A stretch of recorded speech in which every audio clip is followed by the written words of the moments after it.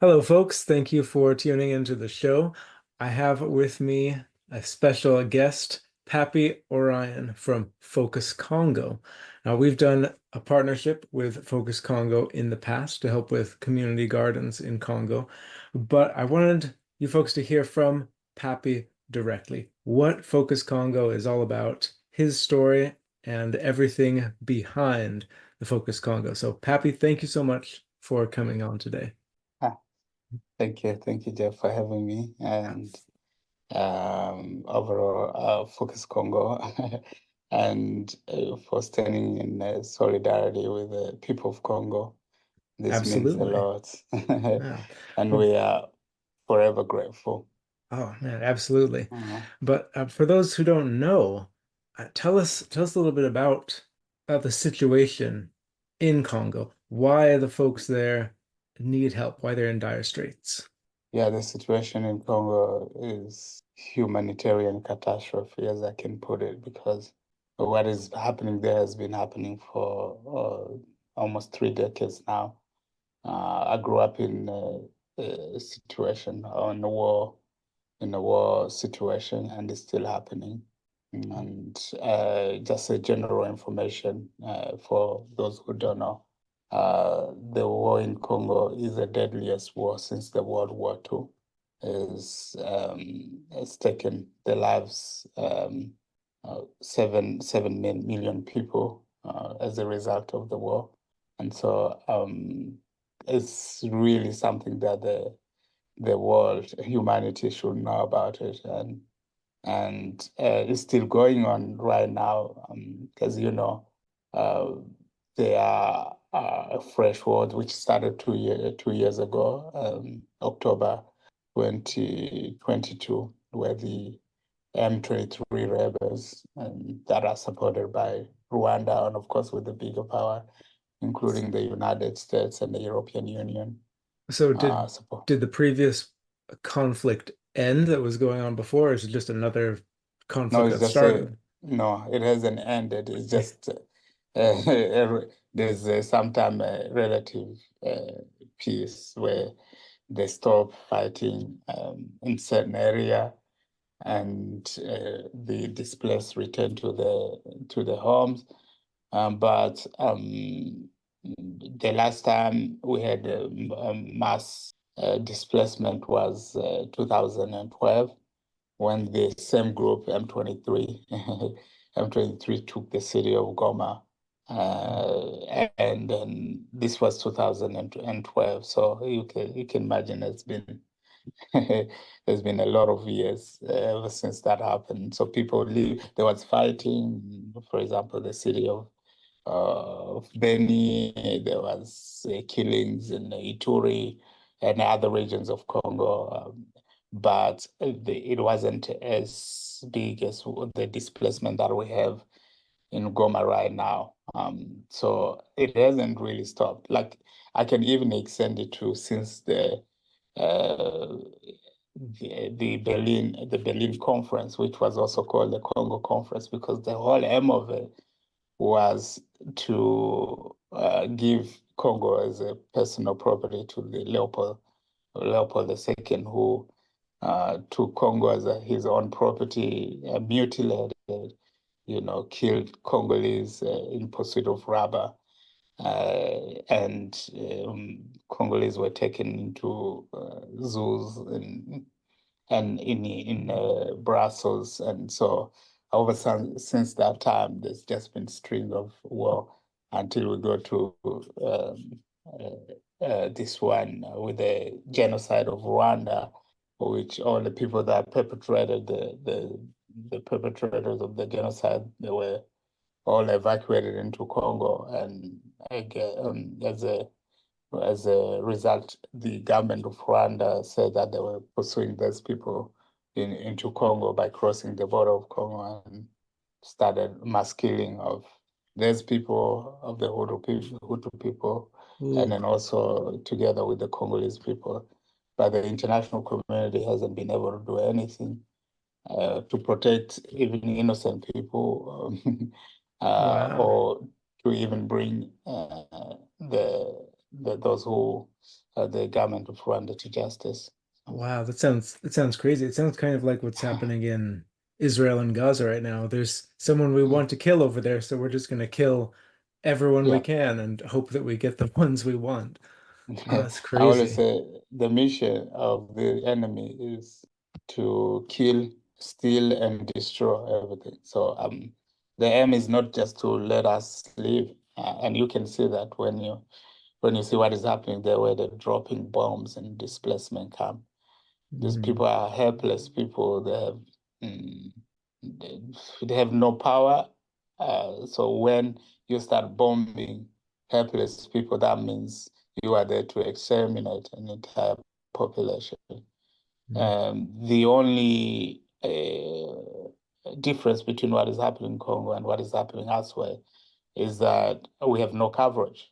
Congo has no coverage. Things Yeah, are just happening like, I've noticed and they that. just, Like it's uh, going on mhm, for years and years, you say yeah. decades, but I over Mm. here in America don't hear anything about Congo. Yeah, yeah, and that is really a big problem because as we can even see now, there's been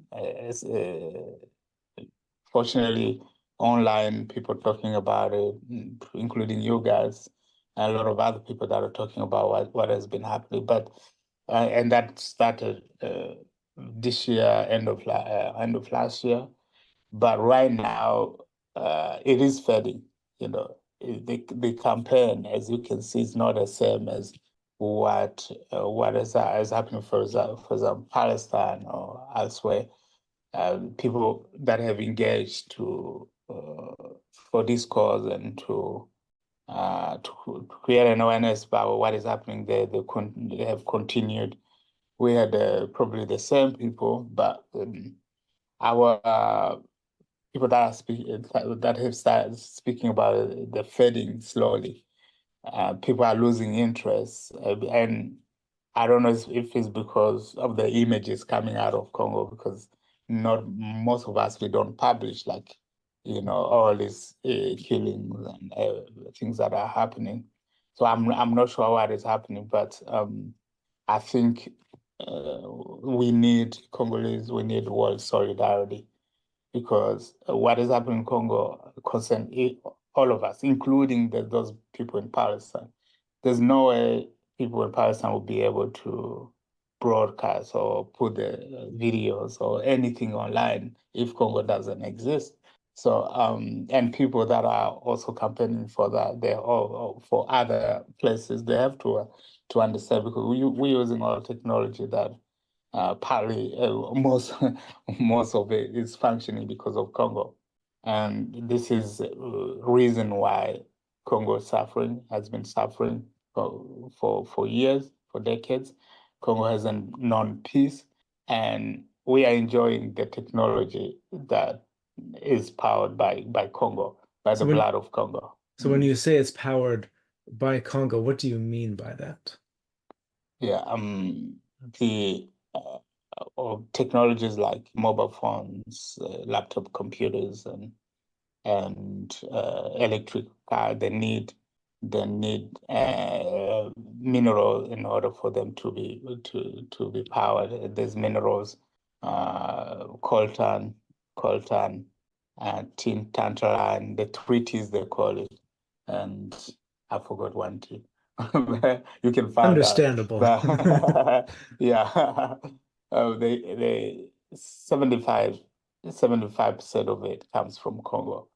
Hmm. And this mineral, the way they are mined, even right now, the biggest coltan mine in Murubaya has been taken by the M23 rebels. So the mission is to keep that going so that it can keep financing the war. Because they're extracting minerals and transferring to Rwanda, and Rwanda sells it to the world, and therefore they finance the wars, they buy weapons, they buy everything that they need, and this has been happening. All Apple phones, Samsung, every phones that is functioning now has to have uh, minerals, these minerals inside in order for them to function, and obviously because of the lack of coverage and the media being accomplices, they cannot talk about what is happening in Congo. But also, I think the other problem is that we are located on the continent of Africa, which if something happens to Africa, is like, yeah, they're used to it. We're used to it. Stuff Like is always happening over yeah, there. you know what I mean. And I Yeah. think it's partly also with the is also happening with what is happening with activists. It seems like they also get this passion fatigue because it's on an African continent. We can deal with it. I was thinking about it the other day, and I was scrolling. I even posted a video online where I spent about 5 minutes scrolling through social media, and I didn't see a single video talking about what is happening in Congo. And when I look at the situation in Congo right now, is worse than it was a few months ago. It Mm. just it is worse. Like um, the M23 rebels are approaching the city of Goma. Everywhere they they're causing chaos, distraction, Mm. and young people are disappearing. Not to mention the displacement camp where you have rape, you have Mm. uh, different situation happening to the people. So it's So the M23, what is their goal? Are they trying to take over the government of Congo, or yeah, what's their deal? even myself, I wouldn't really tell you if I wouldn't tell you I know the goal. Hmm. But from what I see and for what I have experienced myself, the I don't think the goal is to take the government. The goal is to keep on causing distraction because also that is what their masters tell them. Keep on causing distraction there so that we can keep on extracting these minerals. They don't care about the human population, whether they displaced or killed or whatever. They just pass by and cause chaos everywhere. Hmm. And once the population leaves the villages and there's areas where there's a lot of mining sites, they take control and start extracting mine and take into to Rwanda and then uh, exported to United States, China, Hmm. for example. So it sounds like And they're then just an enormous group of bandits. yeah, the bandits. That's why the government, Congolese government, is calling them terrorists, Hmm. and United States and other governments are forcing the Congolese government to negotiate with them. But Hmm. the population, like you cannot be negotiating with terrorists. Also themselves. Although we think the Congolese government is also has its own wrongdoing because it's full of corrupt leaders, and they're not helping the situation. So we are in a very difficult situation where we have these rebels that are causing chaos, and we have this government which is very corrupt. You have some of them accused of taking bribes from the M23. So it's a very, very, very difficult situation. Hmm. Yeah. So then, with all these terrible things happening, corrupt government on one side, the terrorist bandits M23 on the other, the Congolese people are caught in the middle, and they're the ones that are suffering. Yeah. But what is Focus Congo doing to try to address that? Yeah. Focus Congo being an organization on the ground, funded by Congolese and really led by Congolese. We know the suffering of our people.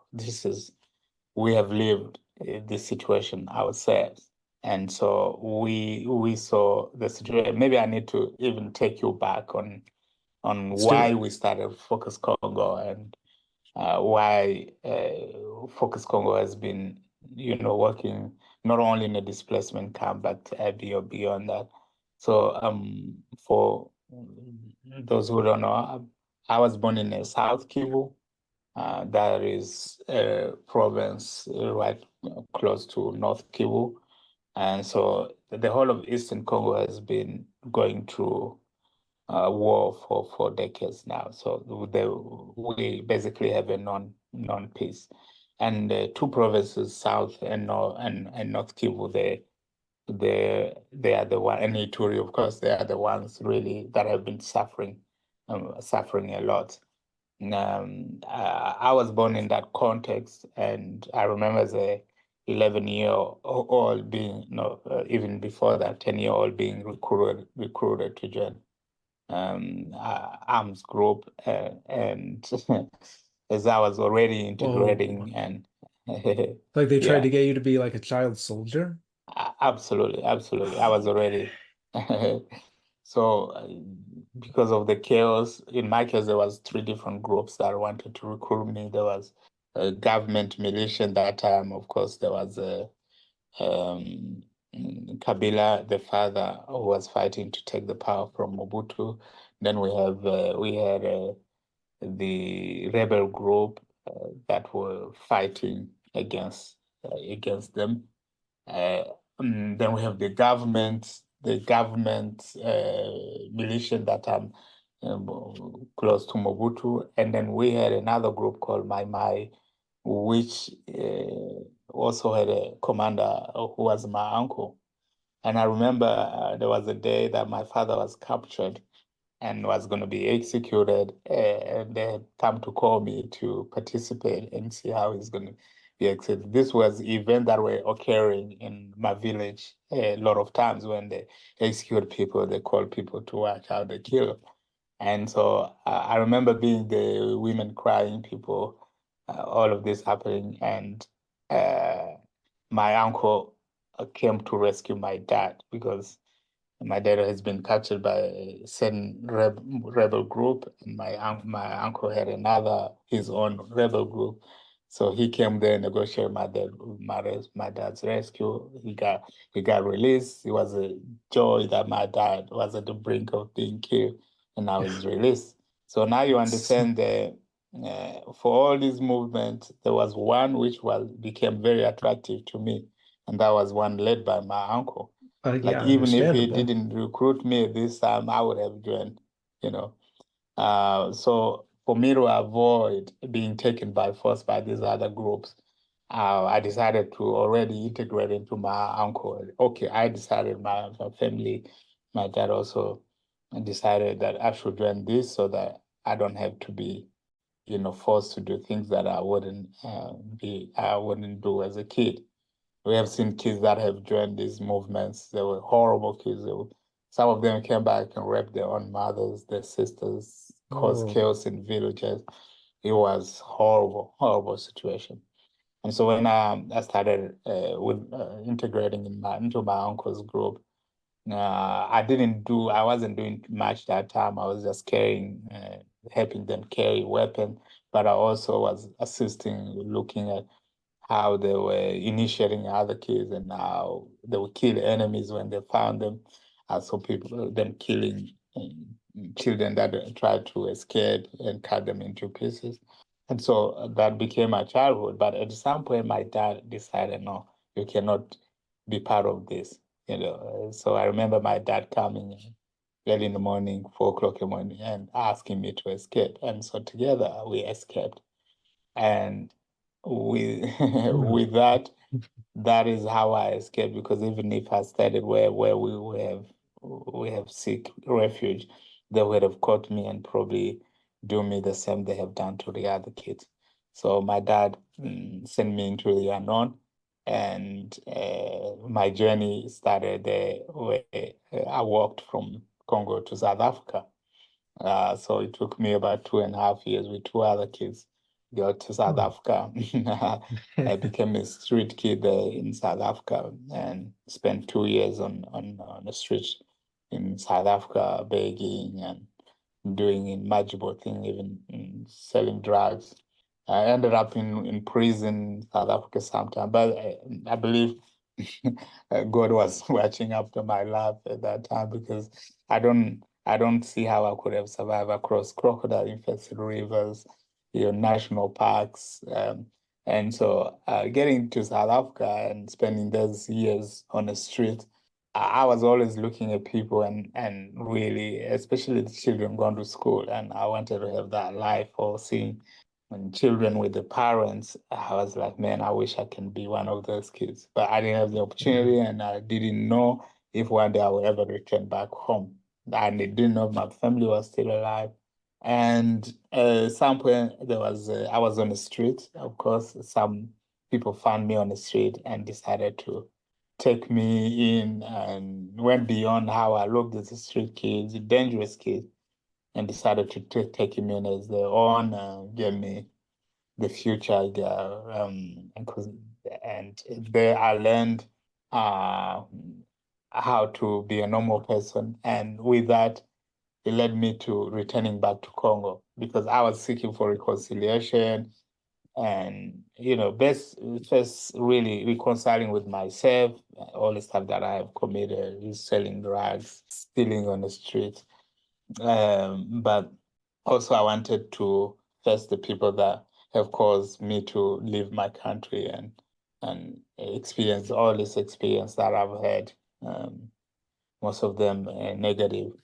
But also I experienced a lot of things where my little sister got raped, and I saw all of that in my eyes. And I wanted to face all of these things, but also see my dad and ask him why did he have to give me up at such an early age. How And old were you so when you left?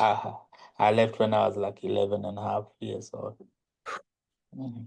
So I did when I went back home, I decided to take the same route I took this time, not as someone escaping, but really just watching the routes. And I saw the routes, it was crazy routes.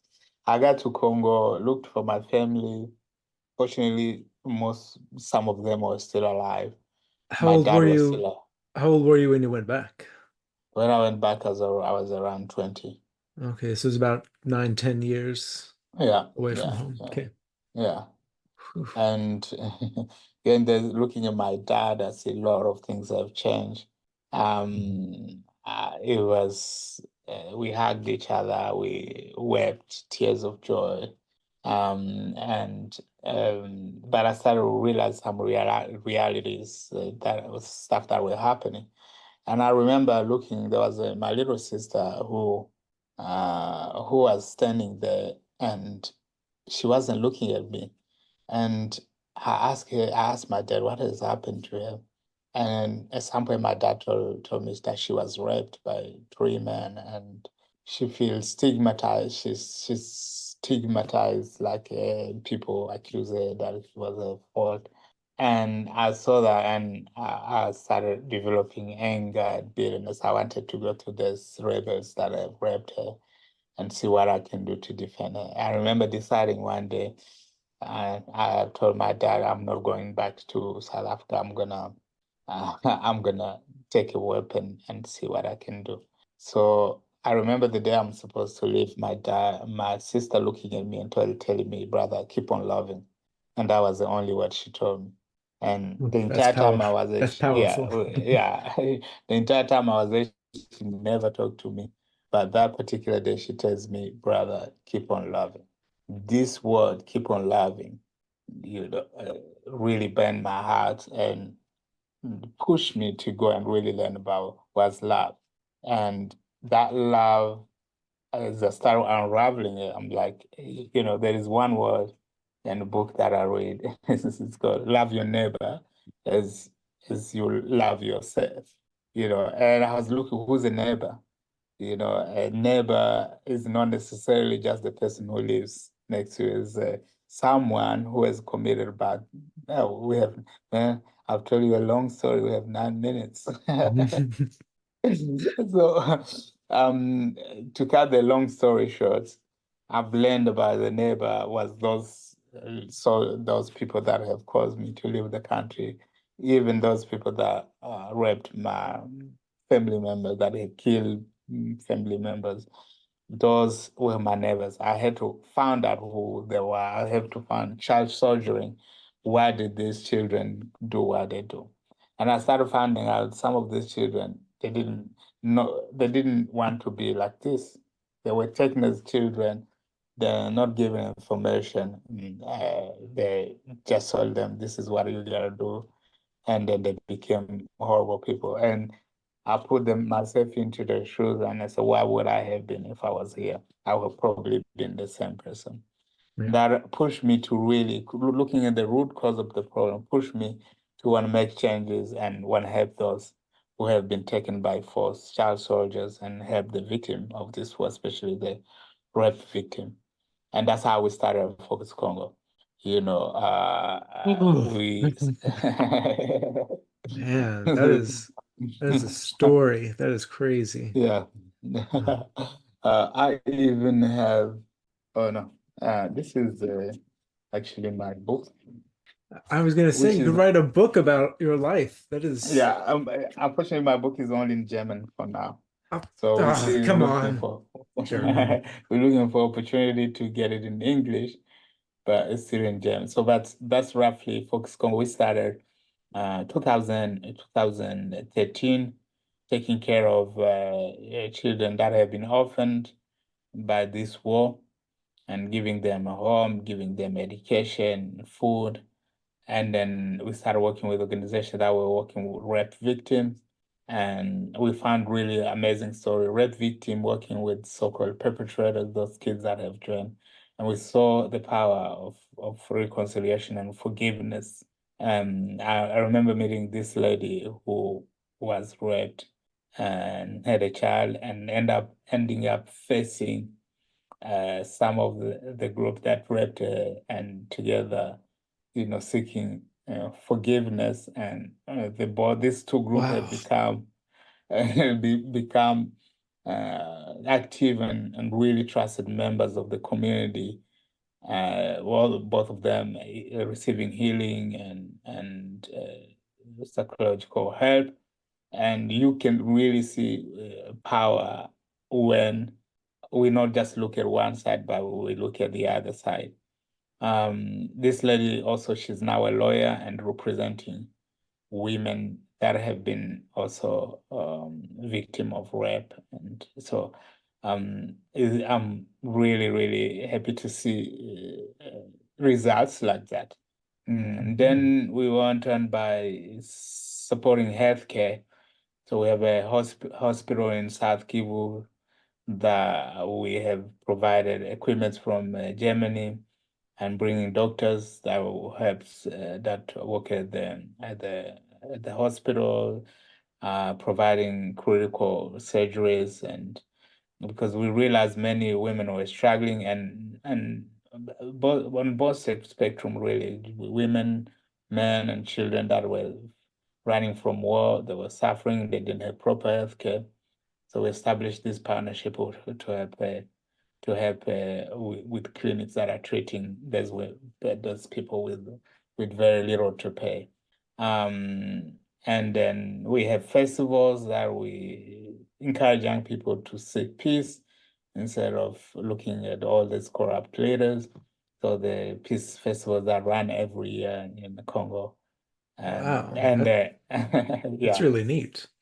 So yeah, it sounds like there's the classic humanitarian charity stuff with the orphanages, hospitals helping rape victims, but then also it sounds like you're going for trying to start like a cultural shift yeah, away from the hatred and violence. Like it goes yeah. back to what did your sister say? Seek Yeah.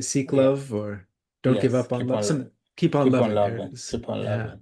loving. Yeah, yeah, yeah, exactly. And we do that. And when there is something like what is happening in Goma, we are present. I mean, Goma has seen catastrophes. Like in 2021, there was a volcano eruption, which saw about 25,000 homes covered under lava, and Well, a lot of people lost their lives. And we were present there, providing help, especially for the children that have lost their parents, and also building shelters and helping with foods for those who were displaced.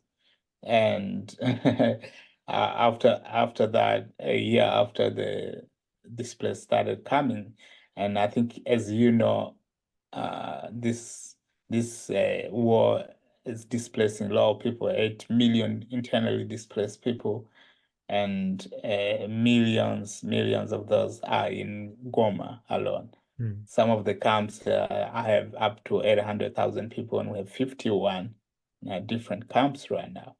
And if you look at Focus Congo, we just, maybe not just, but we are a small organization, and we try to offer help to as many people as we can and do projects. And you guys now are part of that. But the magnitude of desperation there is huge, and the people that need help are just so many. But we know help is not reaching out. The humanitarian organization, they when they want to offer help, they're looking at us as a second class humans. And Mm. people are dying in these camps. The one new camp that we visited last week, 8 children died because of hunger.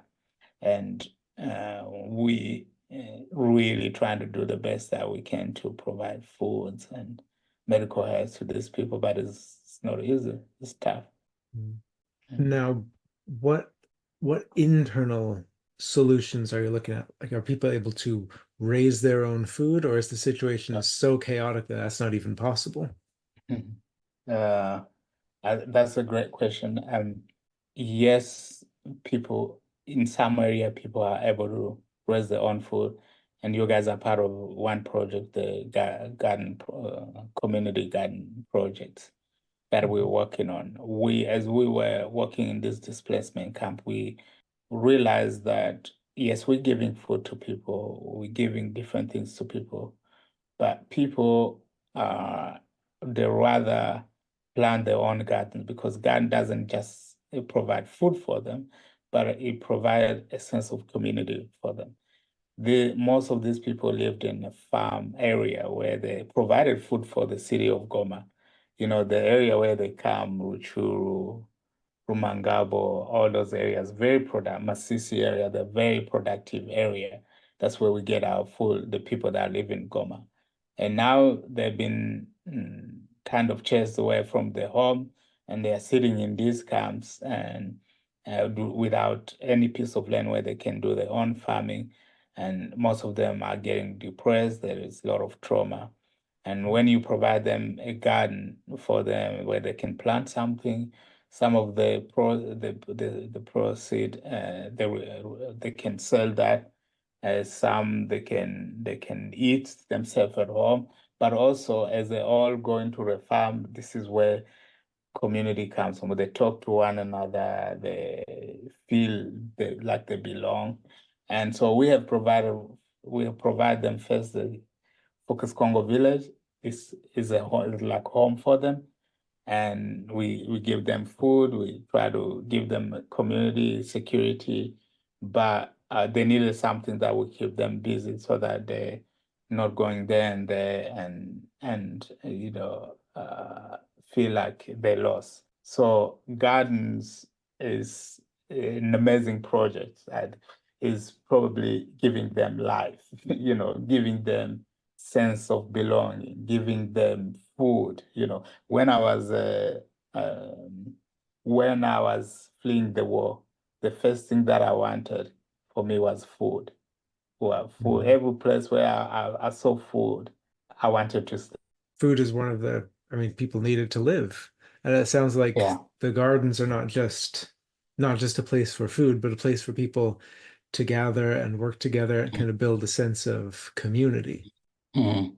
Yes, exactly. And our garden project together with Voluntaryism in Action is that um, already I think we'll be able to accommodate up to 50 people, 50 families in these gardens.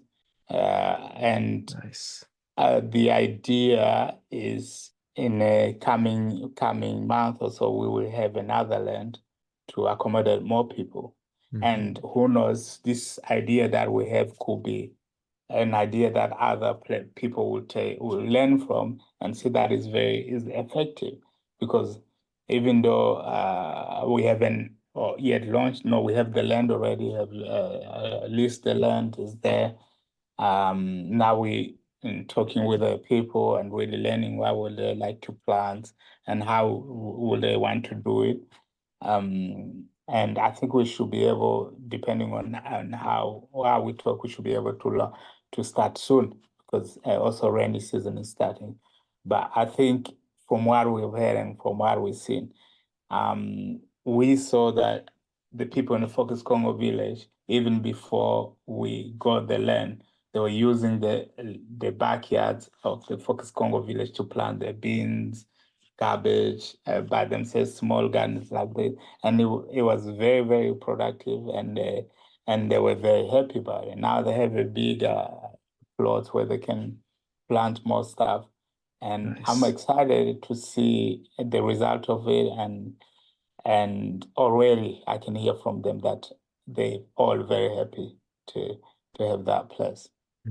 Good. Yeah. I'm really glad. I think the whole thing over there just sounds so nightmarish that I'm happy we can do anything to be able to help and give some sense of normalcy and peace.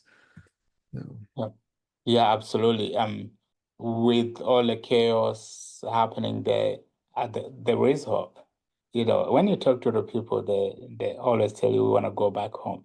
Again, going back to the garden is not just a place for them to be able to produce something for them now, but it gives also something, they learn something that they will take back home because that's what we want. That the ultimate goal is that peace will come and they will be able to go home. And having the garden, it shows them that people care and they really, it gives them a good transition as they prepare to go back home. So we praying for peace. We're working because he said when you pray, move your feet. So we're moving our feet. We're working towards towards peace. And we're talking to people. We talk about those who are doing wrong things. And I believe the world one day will realize that what they have done to Congo is wrong, and peace will come, peace will reign. So we are very hopeful, and together one day I will tell you, Jeff, that let's go and look at the garden projects in their villages, how they have implemented what they have learned from here now in the villages. So that's my hope. Look forward to that. Yeah. Pappy, where can people find you and Focus Congo online? Oh yeah, we Focus Congo on different places. We have Instagram. I said Focus Congo. My personal Instagram is at Pappy Orion. And then we are also on TikTok. On TikTok, you can find us on at Focus Congo, Pappy Orion, TikTok. Or you can go on our website at www.focuscongo.com and very soon www.focuscongo.org. And for those who are in Germany, www.focuscongo.de. So we everywhere. We are also on X, Focus Congo, or Facebook, all those platforms. So you find us at Focus Congo, YouTube. I do travel videos about Congo because try to show the beauty of Congo to change the narrative. Besides the war, there's also something. There is beauty, the quiet strength of Congo. And I think before people can really sympathize or stand in solidarity with us, they have to see us as a human. And I think the biggest resource that we have as Congo is not just the minerals, but the biggest resource we have is our human population. And we have to be looking at the human face. And when we realize that the human is important, we can now start talking about what comes with that. So yeah. That's beautiful. Agreed. Yeah. I'm going to get Uh, those links down in the description of the video. Pappy, thank you so much for coming on the show today. yeah, thank you Jeff, for having me, and I'll see you soon. Maybe in Congo. Ah, that would be nice. Yeah. All right, thank you. Thank you. Thank you so much for watching this video. If you like what we do here, please like, share, subscribe, comment, and go over to our website where you can offer donations, request help, help us help people who are in need voluntarily. And we'll see you next time.